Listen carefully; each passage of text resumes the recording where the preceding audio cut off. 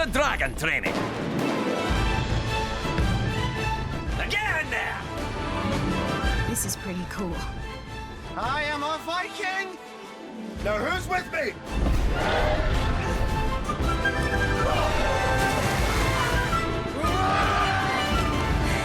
Yeah! Go, baby! Well, in our movie, we made dragons and Vikings enemies so that we had a large conflict to resolve, and we had a great setup for our main character. But he is this kid who just doesn't belong. 300 years, and I'm the first Viking who wouldn't kill a dragon. Great. Great. Nailed it. I play Hiccup Horrendous, Haddock III. To be a part of something like this is a huge deal. It's just I haven't completely wrapped my head around it. I'm blown away. I am so psyched to be here. This is so cool. I think that Jay just is Hiccup at this point, you know? Jay just took that character and just he just sort of pushed him off to the side and he just took his place, you know? I know this guy. Handsome devil. Hiccup has the same sort of body that I do, sort of al dente noodles for arms and legs, and he's my alter ego. Oh, you, sir, are playing a dangerous game, keeping this much raw Vikingness contained. There will be consequences! I'll take my chances. That's what we all like about Hiccup, actually, that a lot of what his acting like is not only about Jay Baruchel's voice, but it's also about his mannerisms and his style that makes it feel just slightly offbeat, and you care about him, and you also are rooting for him in the movie.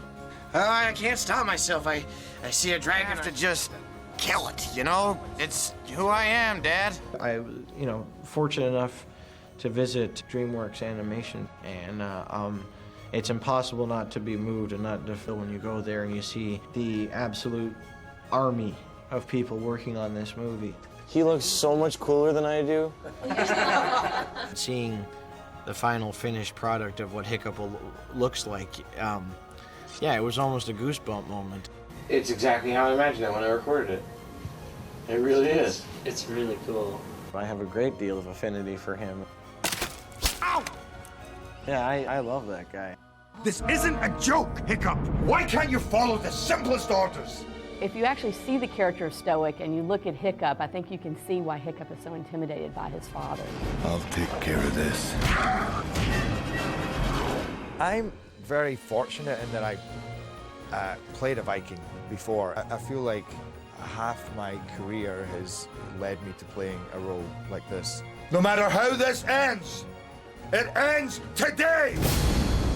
Stoic is a really important character in this film. Stoic represents all things Viking, and Gerard didn't want to come off being mean or villainous, and so we really got a chance to talk with him about, what is this guy's role in the film, and what is his relationship to Hiccup? Stoic became a character that we could all relate to. He wasn't just big and tough, he was vulnerable, and to see him trying to be a good father, and failing a lot of the time, and it just made him so much more approachable. And that's what Chris and Dean brought and helped me bring. Oh, you're many things, Hiccup, but a dragon killer is not one of them. Gerard has this magical way of just inhabiting the character, and he really, really, really works. He tires us out, right? So I came to really look forward to these sessions with Gerard, because so much stuff was just created at the session. That's my boy! There's a lot of my characteristics in the way I move and the way I express myself. There's something that he does, which is this, which expresses his bigness, and his strength. See, but that's something that I do as well. So yeah, I see a lot of my characteristics in there. I take him fishing and he goes off hunting for trolls. Trolls exist. They steal your socks, but only the left ones.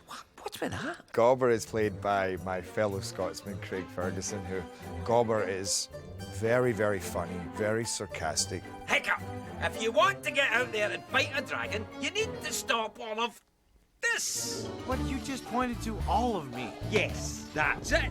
So he's the sergeant major, he's the guy who teaches the kids how to fight a dragon. He's not sentimental about teenagers, except for Hiccup. I think he's rather fond of Hiccup. I believe in learning on the job. Whoa, wait, aren't you gonna teach us first? Tough nut, rough nut, you're out.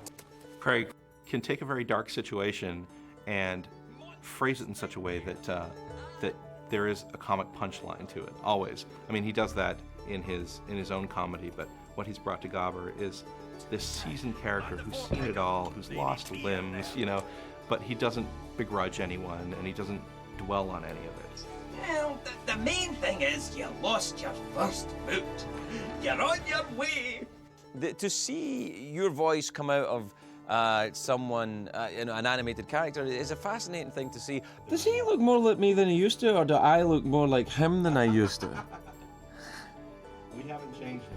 Then I'm starting to look like him. That's worrying. And also, it's alarming to note that, that the drawing that you see behind me is a far better actor than me. You're thinking about this all wrong. It's not so much what you look like, it's what's inside that he can't stand. Thank you for summing that up. Astrid is voiced by America Ferrara. She'll take the lines that we've written and color them in a way that just feels very specific to a real person. That makes all the difference for the character that you see there, up there on screen as animated. Stay out of my way.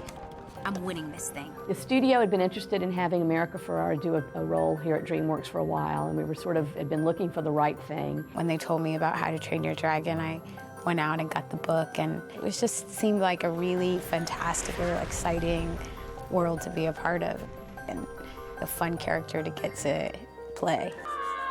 That's me. That was my voice. Astrid comes from the frame of mind that she has to be tougher and stronger and smarter and 100% more on her game so that none of the guys mistake that she has any weaknesses. I hope I get some serious burns. Yeah, it's only fun if you get a scar out of it.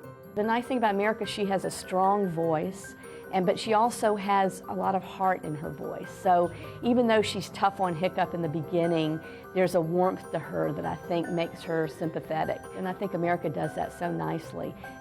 That's for kidnapping me. That's for everything else. Can I transfer to the class with the cool Vikings? My character is named Snotlout, and it was really cool to get to hear my voice come out of this animated Viking dragon slayer kind of guy. Watch out, babe. I'll take care of this. The sun was in my eyes, Astrid. Jonah Hill's voice has such a specific quality and tone and cadence, and yet when they animate it to this character, it so belongs in that character. I'll avenge your beautiful hand and your beautiful foot. I will chop off the legs of every dragon I see with my face. And Snotlout's super funny. I don't think he's gonna get very far with his passes, but he sure tries. You should come by sometime to work out. You look like you work out. Chances of survival are dwindling. Dwindling, I tell you!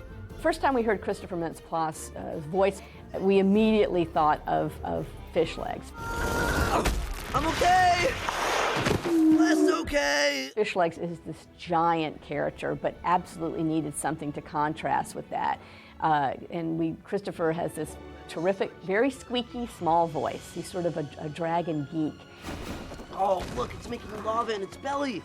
Now it's, oh! Yeah, he's large. He's very tall. Probably weighs around 250 pounds. He's got blonde hair. He wears a fur Viking vest all the way down and a Viking hat.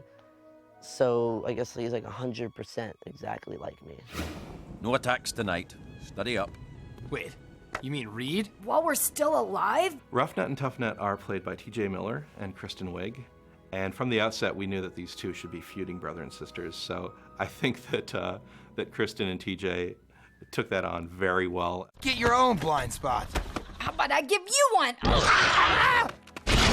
They don't really get along very well. But I mean, you can see that they love each other and they're best friends, but they just constantly give each other a hard time and push each other, punch each other. I guess typical brother-sister stuff. You know, we're all friends, we're all coming of age. We're just young Viking teens trying to make our way. But somebody told me yesterday that dragons don't even exist. Have you heard about this? You're crazy. I like that. All the animation is done after we've recorded, so we can kind of play with the lines, and they were very open to us improvising and TJ is an amazing improviser, and we just played off of each other, which is so much fun for me. Do you ever bathe? Marinate in it, baby. Kristen Wiig, Jonah Hill, TJ Miller, and Christopher Mintz-Plasse are terrific improv actors. And they're also extremely funny. And so we would bring them into the recording booth together, and they would just riff on each other. And I think a lot of the success of that is due to the fact that they had worked together before and knew each other. And it's just such a, like, scraggly gang. Look at us! We're on a dragon! We're on dragons! All of us! I was so happy to be a part of this. Yeah, we rule! I started this project, wow, 2.5 years ago, I think. And that's how long it takes to make these movies. But in a way, it means you appreciate it all the more, because you waited for it and you see it and you start to appreciate how much work goes in to create just one frame and to create a character and how the character is built up. It's been a crazy roller coaster ride. Go, baby! I'm a fan, I care about everything I work on, but sometimes it becomes glaringly obvious that I'm a part of something great, something that kids will watch and reference for a long, long, long time. After watching this movie, I felt like I could retire tomorrow because I've now been in something that'll be in the annals of history. It's a surreal experience. I'll never get used to it, I don't think.